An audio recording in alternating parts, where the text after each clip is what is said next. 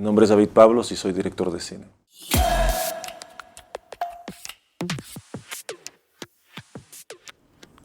Yo conocí el proyecto del baile de los 41 de niño. No es una historia que te enseñen en la escuela, es una historia que un poco ha pasado, que sigue siendo un tabú más de 100 años después. Y yo conocí esta historia a través de una obra de arte que ilustraba el baile de hombres vestidos de mujer, hombres en bigotes con vestidos, bailando con otros hombres. Y fue una imagen que me impactó mucho y recuerdo haber preguntado, ¿y esto qué es? Y ahí me contaron, es el baile de los 41, donde estaba involucrado el yerno de Porfirio Díaz. Eventualmente descubrí otras obras que ilustran este acontecimiento, que es la ilustración de Posada, de José Guadalupe Posada.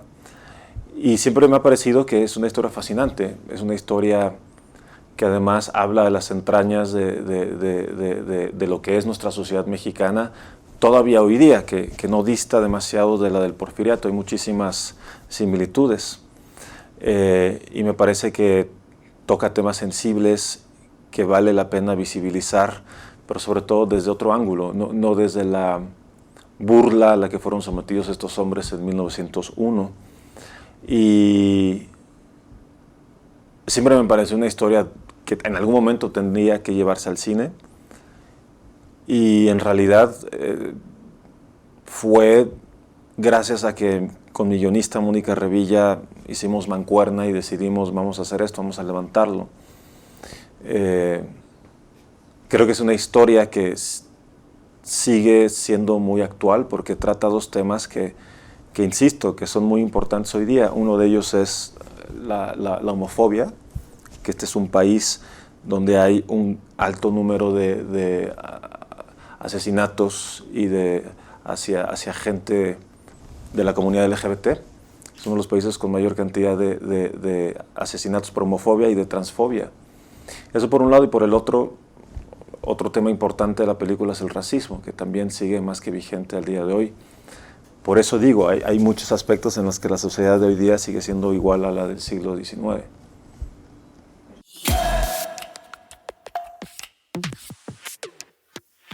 Mi labor de investigación consistió principalmente en leer.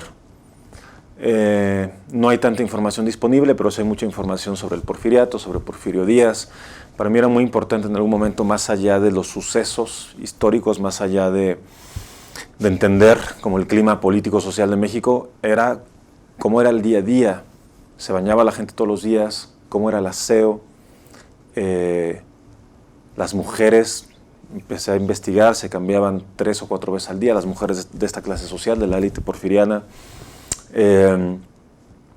Cómo eran, qué actividades hacían, las mujeres no trabajaban, entonces se dedicaban de lleno al hogar.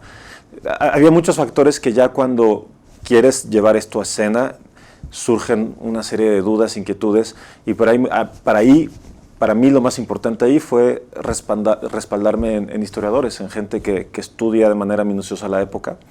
Entonces primero fue la investigación a través de la literatura, y luego investigación un poco más de campo, con gente que conoce. Y tuve 3 historiadores en los que me respaldé, principalmente Luis de Pablo, que fue como nuestro historiador de cabecera, nos asesoró en muchos aspectos. Pero también hay un momento en el que uno se tiene que olvidar del rigor histórico para una ficción como esta, porque al final creo que importa más lo que quieres contar a ser fiel a ciertos hechos históricos. Entonces, por ejemplo, una cosa muy tonta, pero en la película hay un personaje que canta un aria de la flauta mágica. La flauta mágica es del siglo XVIII. Evidentemente ya para esta época no habría problema en utilizarla, sin embargo nuestro historiador, que además sabe mucho de ópera, nos decía no, que la flauta mágica no llegó a México en el siglo XIX, llegó hasta mediados del siglo XX. Nos tomamos licencia, dijimos, no importa que salga la flauta mágica, aunque no hubiera llegado a México, finalmente son hombres cosmopolitas que viajan, habrán escuchado la flauta mágica en Europa. Entonces, para mí la parte más interesante de la investigación, más allá de conocer la historia más a profundidad, es entender cómo vivía la gente, cómo eran los usos y costumbres, cómo era el día a día.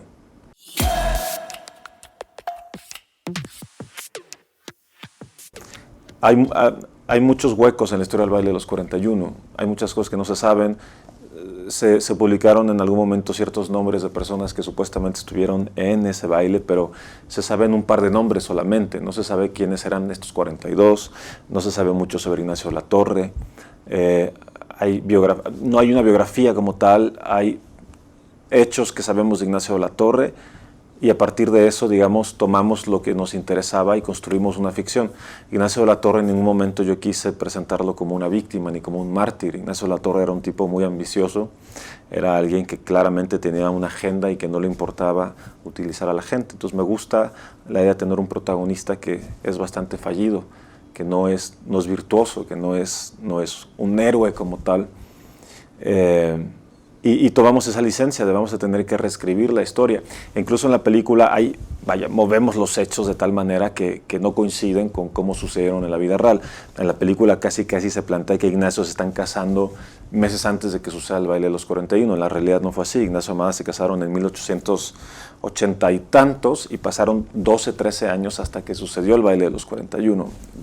Hubo muchas cosas que decidimos mover a nuestra ventaja para contar una historia que pudiera ser mucho más acotada y mucho más fácil de narrar.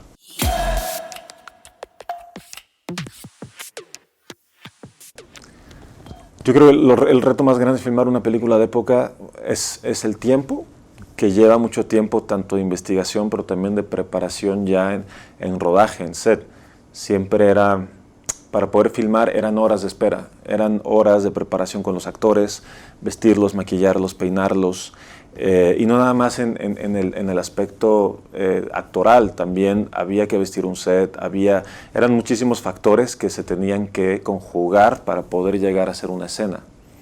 Entonces, por un lado fue el tiempo y la preparación, y por otro, el presupuesto, que hay que crear, decía mi productora en línea, una película como esta se tiene que crear al 100% la ficción. No es como que, bueno, salimos a la calle y podemos robarnos unas escenas y filmar aquí o allá. Todo tiene que estar meticulosamente planeado porque no se pueden ver los calzones, no se puede asomar un dejo del siglo XX o XXI. Entonces había que planear meticulosamente cada momento, y eso no significa que no hubiera improvisación, porque sí hubo improvisación, pero estábamos muy acotados respecto a hasta dónde podemos movernos. Hay tomas que incluso, sobre todo de exteriores, que para evitar VFX y que fuera más caro, decidí angularme de tal manera y evitar ver un fondo para entonces simplificar en términos económicos la película. Hubo que hacer muchas consideraciones. También había tomas que sabíamos desde el principio, aquí sí va a haber VFX, se planea, se realiza, pero yo creo que lo más importante es eso, tener una planificación minuciosa y, por supuesto, el dinero.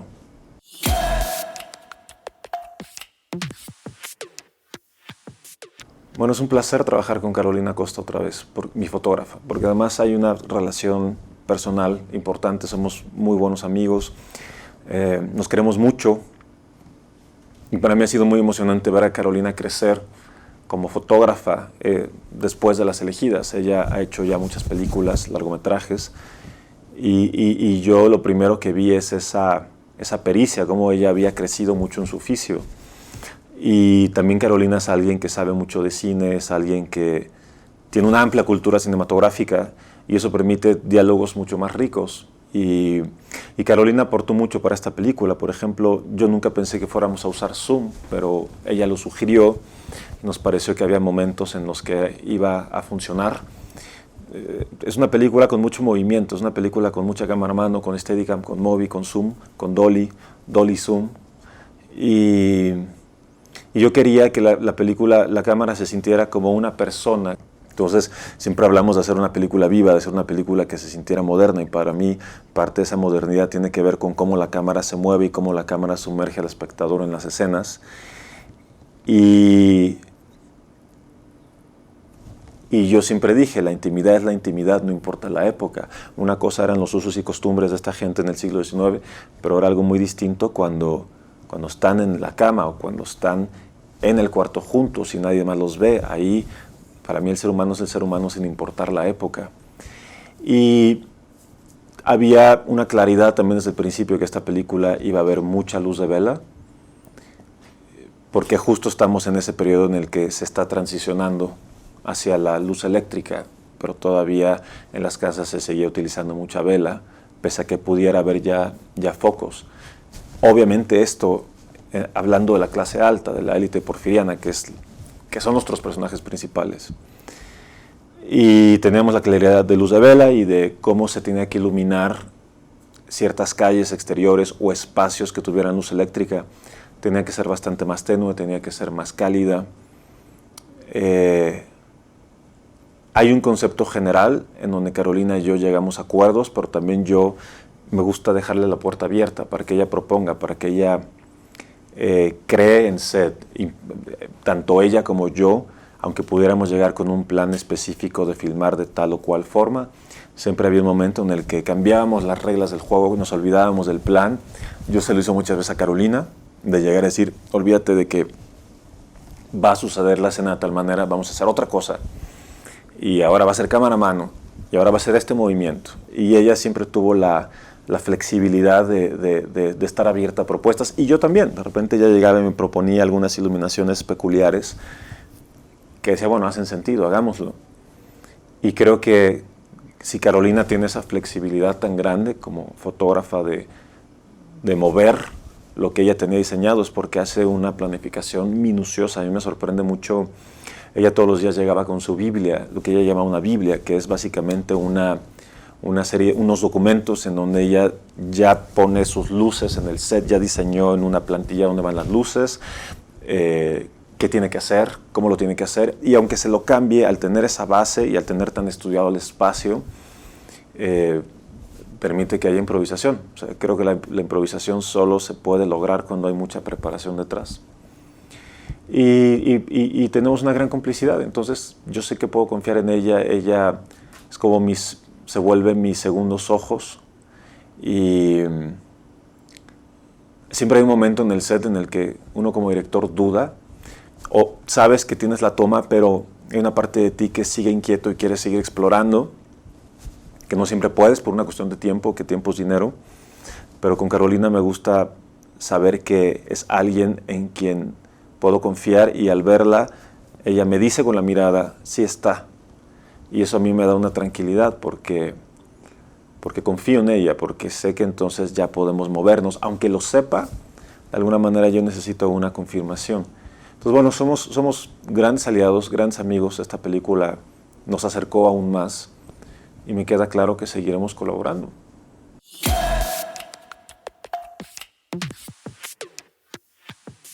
Yo honestamente nunca había trabajado de esta manera, y para mí fue muy gratificante y creo que ayudó.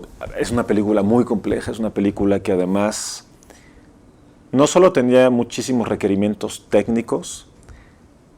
En el camino, en el proceso, fuimos descubriendo cosas.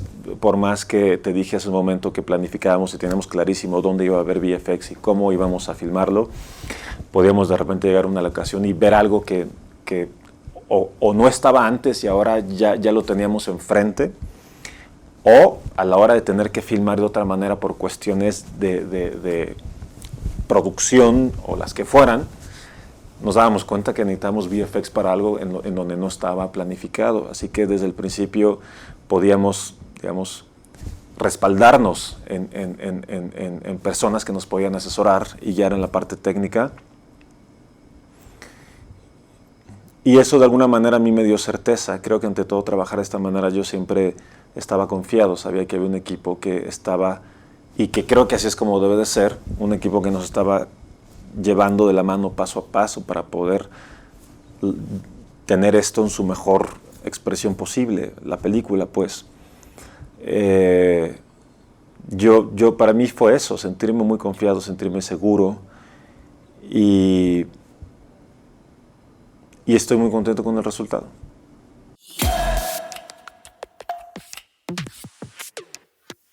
Yo lo disfruté mucho, y la gran heroína de este proyecto es Lorena Ramírez. No sé qué hubiéramos hecho sin Lorena, porque ella nos guió. Ella se volvió, digamos, como una especie de productora en línea en la post. Ella ha llevado el proyecto y ha permitido que las cosas sucedan porque hay tantos elementos, hay tantos factores. Esto implica, digamos, tanto cuidado de distintos lados que se vuelve difícil poderle dar un seguimiento. Entonces mi experiencia ha sido, la verdad, muy buena. Por un lado es el trabajo de la gente que está aquí en Labo, que me parece que todos son muy capaces y hacen una gran labor, pero al mismo tiempo ha habido un compromiso. Me queda claro cómo este proyecto también lo hicieron suyo, y eso es lo que más agradezco.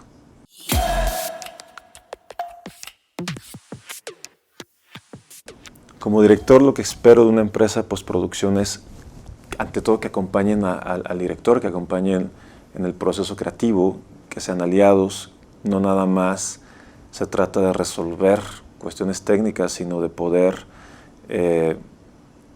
tener diálogos creativos. Para mí siempre es muy importante la empatía y el trabajo en equipo. Eso es lo que espero ante todo.